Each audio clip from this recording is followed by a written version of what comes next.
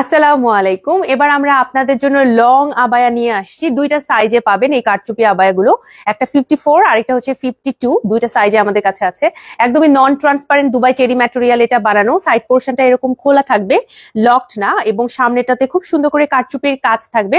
ব্যাকে আমরা কোনো কারচুপির কাজ দেইনি। এটা আপনি চাইলে ভেতরে ইনার দিয়ে অথবা স্কার্ট দিয়ে পরতে পারেন, প্যান্ট পালাজো দিয়ে, যে কোনো কিছু দিয়ে পরতে পারবেন ইনশাল্লাহ। হাতের পোর্শনে এভাবে একটা বাটন পেয়ে যাচ্ছেন। প্রাইস পড়বে 3000 টাকা।